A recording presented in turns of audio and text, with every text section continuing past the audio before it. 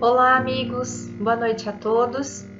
Hoje nós vamos iniciar a primeira de 3 aulas sobre o capítulo 6 do livro A Sublime Oração de Francisco de Assis, de Alírio de Cerqueira Filho. O capítulo Onde houver dúvida, que eu leve a fé. Então, vamos lá. A proposta dita, então, por Francisco de Assis nessa oração cósmica que nós estamos estudando é de que nós, seres humanos, aprendizes da vida, levemos, ao invés do círculo vicioso da dúvida, o círculo virtuoso da fé. Porque a fé, ela é o antídoto da dúvida. Mas, toda vez que nós vamos começar, então, qualquer tipo de discussão filosófica ou de estudo, é de suma importância que nós saibamos a definição dos termos que serão analisados. Para isso, então, eu trouxe aqui de início algumas definições. A fé é a adesão de forma incondicional a uma hipótese que a pessoa passa a considerar como sendo uma verdade sem qualquer tipo de prova ou critério objetivo de verificação pela absoluta confiança que se deposita nessa ideia ou fonte de transmissão. Então vejam, quando nós falamos de fé, significa que nós decidimos, nós optamos por acreditar em algo, mesmo que esse fato, que essa ideia, que essa lógica, que essa teoria ainda não tenha sido provada. Então, a verdadeira fé, ela não exige nenhum tipo de prova, ela não exige nenhum tipo de critério de verdade para que se construa essa crença absoluta. E ela também ela é verificada pela absoluta confiança que nós depositamos nessa ideia. Enquanto que, se nós analisarmos aqui a definição do que seria a dúvida é uma condição psicológica ou um sentimento caracterizado pela ausência de certeza, convicção quanto a uma ideia, fato, ação, asserção ou decisão. Por isso, então, que nós dizemos que a fé, ela se trata de um antídoto da dúvida. A fé, eu tenho certeza de que aquilo é real e eu acredito como uma verdade absoluta. Na dúvida, eu já tenho, então, uma condição psicológica de discordância sobre os fatos que estão acontecendo. Então, aqui nós temos algumas personalidades que manifestaram a verdadeira fé. Então, aqui nós temos Albert Einstein, Stephen Hawking, Madame Curie, William Reich e Albert Sabin. Alguns exemplos de indivíduos que tiveram tanta fé nas suas teorias e nas suas hipóteses que dedicaram as suas vidas a comprovar aquilo que eles acreditavam.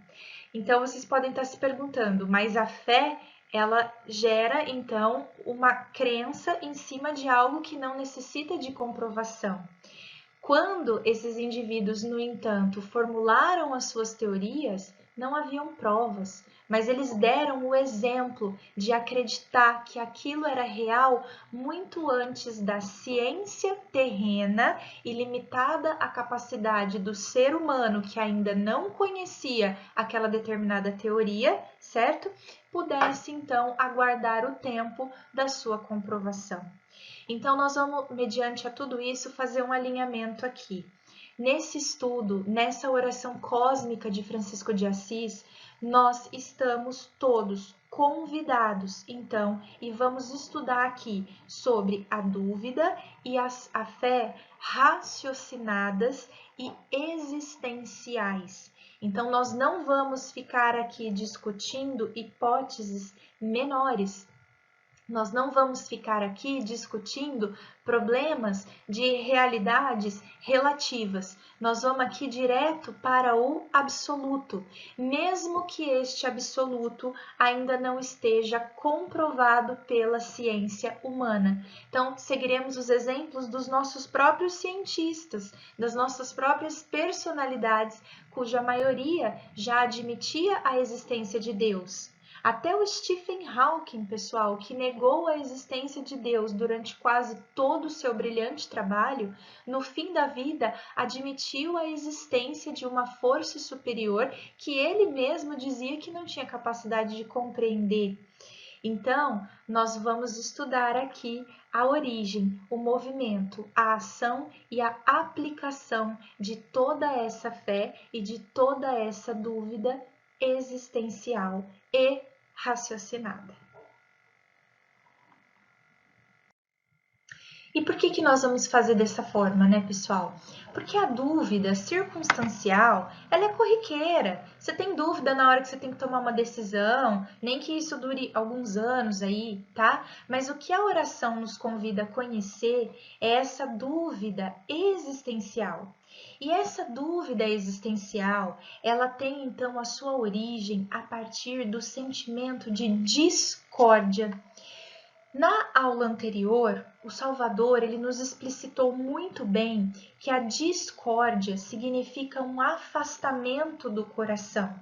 Portanto, nós já podemos começar a entender que a dúvida existencial proposta aqui, ela tem a sua origem a partir desse sentimento de afastamento das leis divinas. Então, eu não me sinto pertencente ao universo divino, eu não me sinto parte desse processo de criador.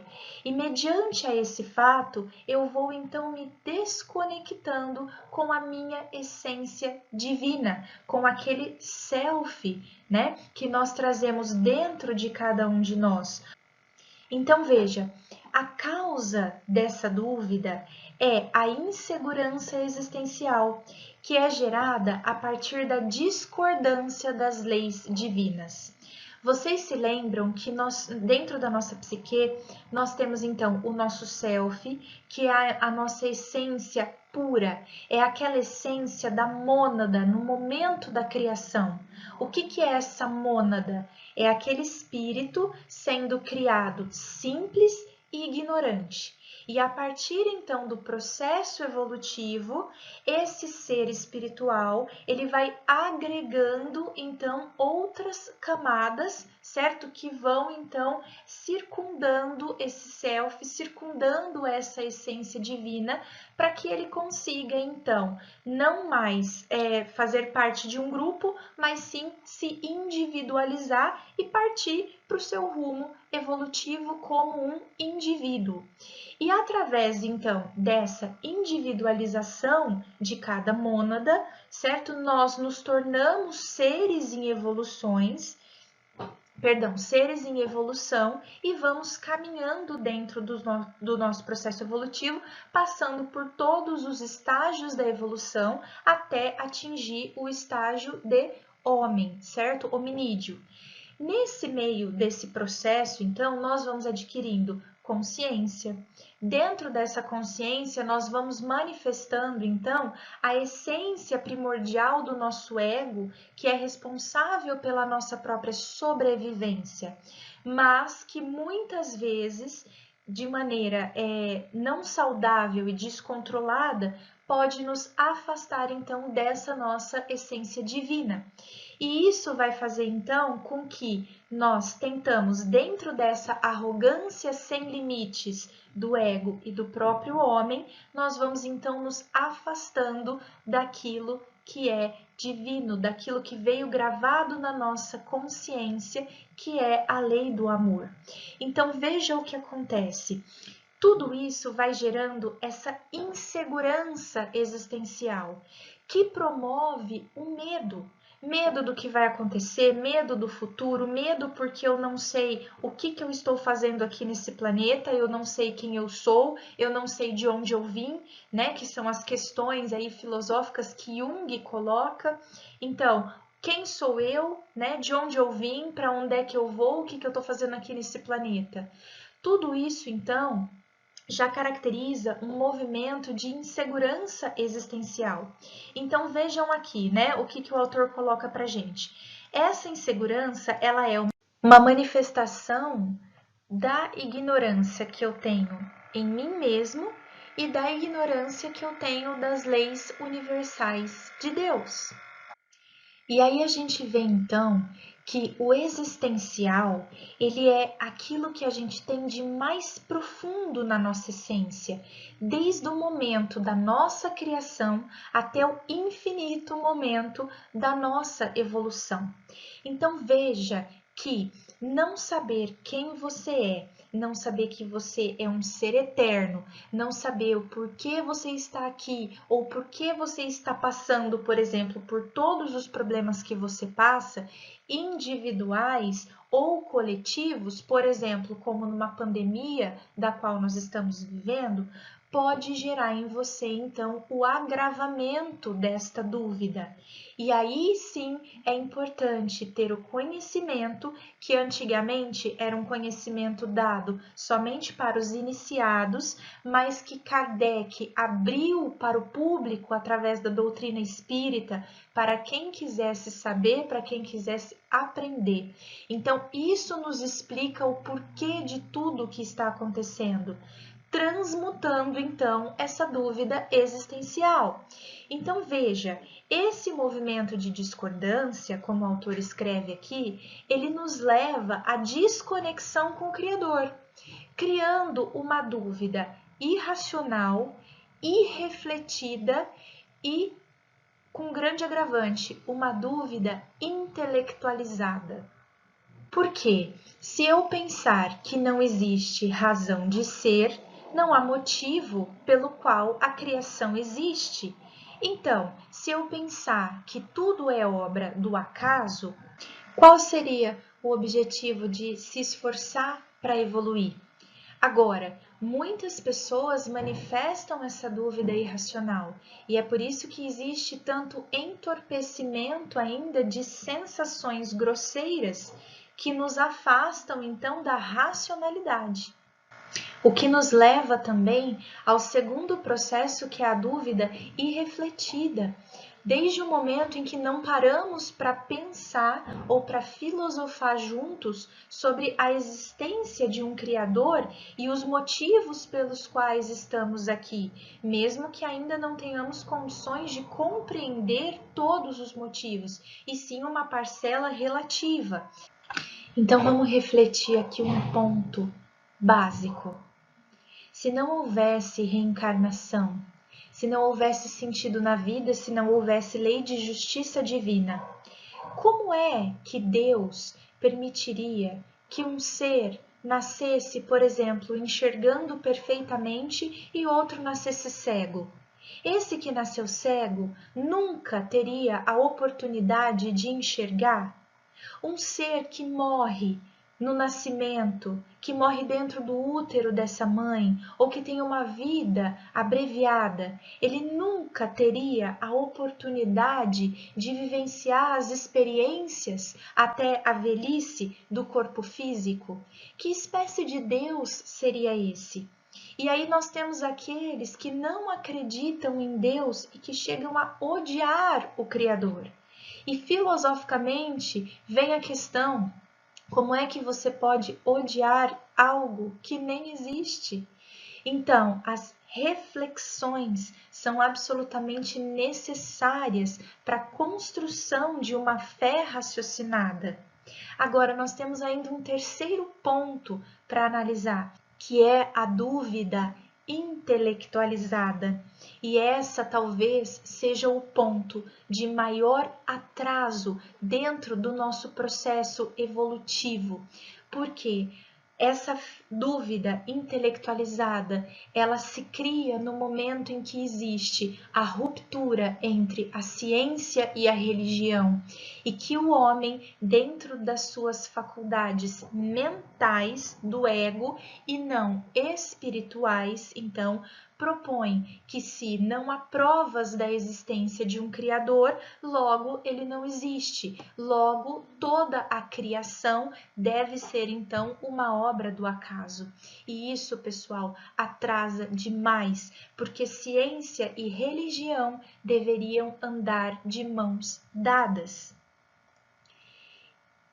E aí a gente conclui que a origem, então, de tudo isso, de toda essa dúvida, ela tá lá no sentimento do ego.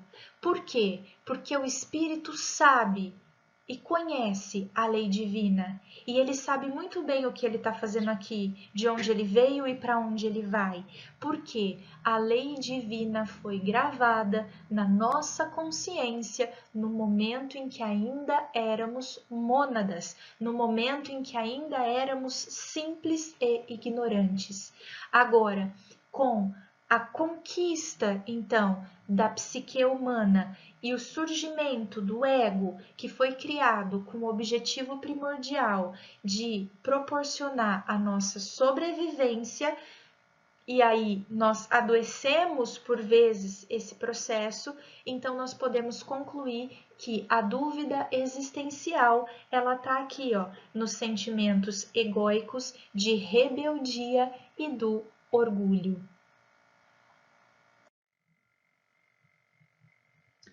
Por que então nós desconfiamos de Deus? Se Deus criou o universo com essas leis perfeitas e sábias, como a lei de amor, justiça, caridade, liberdade, nós não poderíamos derrogá-las, né? Então, o que acontece? Essa figura aqui, ela vai expor de maneira didática os dois tipos da falta de confiança em Deus. Aqui nós temos, então, a falta de confiança em Deus de maneira explícita, onde a pessoa não acredita em Deus mesmo e ela fala que ela é ateia e nega até mesmo a sua existência. E nós temos também uma outra forma, que é a forma implícita. Nessa forma aqui, a pessoa ela até diz que acredita em Deus, mas ela não raciocina, ela não reflete o significado da lei divina e ela sempre se mantém num estado de superficialidade. Aqui, nesse estado, podem acontecer uma série de questões. Por exemplo, é aquela pessoa que quando está tudo bem na vida dela, ótimo, ela está sempre bem, ela diz que acredita, mas que na primeira experiência desafio, ela então trava e ela passa a não acreditar na existência divina ou achar que foi injustiçada, como se o Criador tivesse a capacidade de cometer uma injustiça contra uma criatura tão perfeita. Então aqui nós vemos também uma tentação do ego, que é aquele sentimento de privilégio. Como o Criador ousaria fazer algo comigo, uma criatura tão boa e tão perfeita assim? Pode também acontecer aqui um outro tipo de crença implícita e de manifestação do ego, que é aquela pessoa que exige provas das leis divinas. Então, Deus, se você fizer isso por mim, ou se o Senhor fizer isso por mim, eu acredito na sua existência. Logo, não o fez, então não acredito. E vou entrar então naquela roda egóica da rebeldia, exigindo também as provas da própria criação. Assim, o primeiro passo para deixar essa rebeldia de lado, para deixar esse orgulho de lado, é que a gente precisa entender que o nosso cérebro ainda é muito pequenininho para entender certas coisas, especialmente os motivos do Criador. Eu gosto de fazer aqui uma pequena analogia, até um pouco grosseira, tá? Mas eu acho que dá para a gente entender bem o nosso limite pequeno. Quando uma barata entra na sua casa, né, e a sua primeira reação é se assustar ou partir para cima dela, matar aquela barata, enfim, se livrar dela. Por que é que você não tenta explicar para ela que ela não podia estar ali naquele lugar, que ela está te incomodando, que ela tem que voltar lá para o esgoto? Você não tenta explicar porque você não fala a língua da barata, certo? O cérebro da barata não permite a compreensão de que ela não pode estar ali naquele momento e naquela hora. Percebem? Muitas vezes nós não conseguimos ainda entender certas coisas porque não existem nem palavras na nossa língua que consigam descrever uma série de coisas que nós nem sabemos que existe ainda. E essa é a importância de nós termos fé, de nós acreditarmos que existe sim um Criador cuja bondade é indescritível e que zela por nós. Então, a partir do momento que nós colocamos-nos à disposição de sentir este Criador, nós vamos começar a nos conectar com a fé raciocinada. Porque se eu quiser entender o mecanismo de como ele funciona, o porquê da criação, que fim vai levar isso, nós não temos capacidade cerebral ainda para conseguir assimilar todo esse conhecimento. Percebem? Então, isso já nos faz também colocar-nos numa posição de humildade perante essas leis divinas. É isso que nós queremos dizer quando nós falamos tanto que somos aprendizes da vida. É essa fé que nós precisamos exercitar. Caso contrário, nós vamos nos sentir abandonados aqui. E, gente, a presença deste Criador, dessa energia maior que nos guia, que nós temos que acreditar, ela está em todo lugar. Vamos ver um outro exemplo aqui, ó. Aqui eu tenho, então, uma flor, tá? Uma lavanda aqui, natural, certo? Se a criação é obra do acaso, então um agregado ali de moléculas, né, dentro da teoria do Big Bang, da origem do universo, de repente resolveu se aglomerar e criou toda a vida que existia nesse planeta, inclusive essa flor aqui.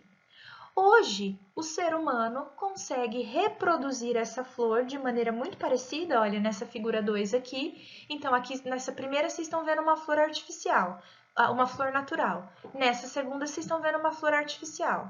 Se eu chegasse para qualquer ser humano aqui e dissesse, olha pessoal, essa flor artificial que vocês estão vendo aqui é resultado, então, de um agregado molecular que ao acaso formou isso daqui, vocês iriam dizer que era um absurdo. Por que então a criação seria algo ao acaso, sem um controle de uma ordem inteligente? Vamos observar, dentro daquilo que a gente já conhece da criação, como isso nem seria possível? O universo inteiro, o nosso planeta, os seres humanos, os demais seres vivos, enfim, tudo o que existe, surgiu de uma explosão de matéria já existente, sem uma causa inteligente que comanda tudo? Essa teoria é o exemplo do Big Bang, que eu acabei de falar para vocês. Um exemplo clássico de uma dúvida irracional, irrefletida e intelectualizada, porque é apoiada pelos maiores cientistas contemporâneos. Mas, para os negadores da existência de Deus, tudo isso é muito racional e pode ser até vergonhoso admitir a existência de algo maior. Tamanha é a nossa rebeldia, o nosso orgulho e, ouso dizer aqui, a nossa arrogância. Será que essa teoria é tão inteligente que dispensa a ideia de um criador organizando tudo, como pensam os cientistas materialistas?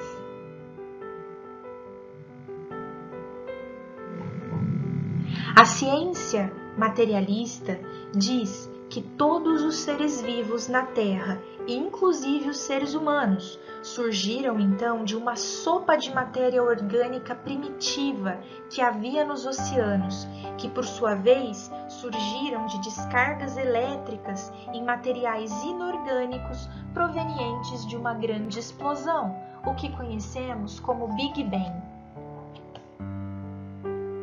Essa teoria nos diz ainda que assim surgiram os primeiros seres unicelulares, que se uniram e formaram os seres pluricelulares, até chegarem à formação dos seres humanos em milhões de anos de evolução. Tudo por acaso, simplesmente pela agregação fortuita da matéria, sem uma inteligência superior comandando tudo. Será que crer nisso tudo é mais inteligente do que crer que aquelas moléculas tenham um comando inteligente e muito especializado e superior à nossa pequena mente?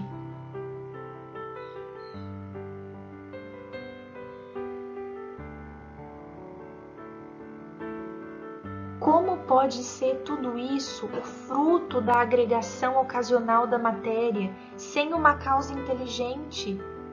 São crenças que chocam a razão e o bom senso, pois tudo o que há denota ser de um efeito inteligente e de uma causa inteligente.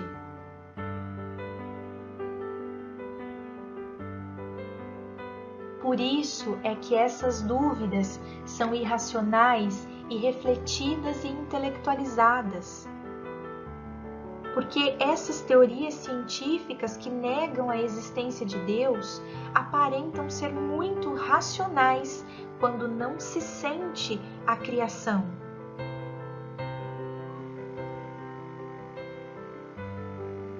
E os cientistas que as mantêm são tão dogmáticos como um crente que acredita em uma fé não raciocinada, mas negam todas as evidências que o fariam mudar de ideia.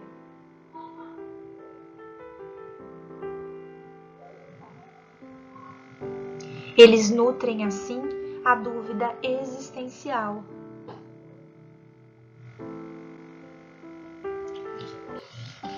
A razão nos diz, e é comprovada no livro Evolução em Dois Mundos, de André Luiz, psicografia do Chico, que realmente a vida surgiu dessa forma, nos oceanos primitivos, e que por um processo lento de seleção natural, chegamos à maravilhosa gama de seres vivos que temos hoje no nosso planeta.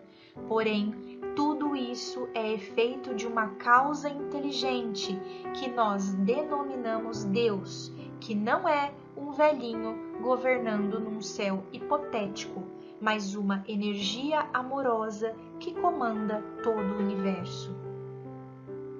Pensar assim é raciocinar sobre a presença amorosa de Deus em nossas vidas, e a partir disso somos convidados a refletir sobre os efeitos disso tudo para sentirmos Deus no nosso coração.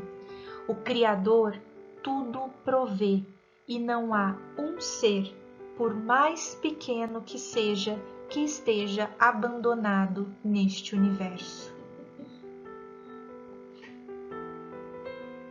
Mas para sentir tudo isso, são necessários esforços de reflexão e muito, muito trabalho de autoconhecimento e de conhecimento da verdade universal.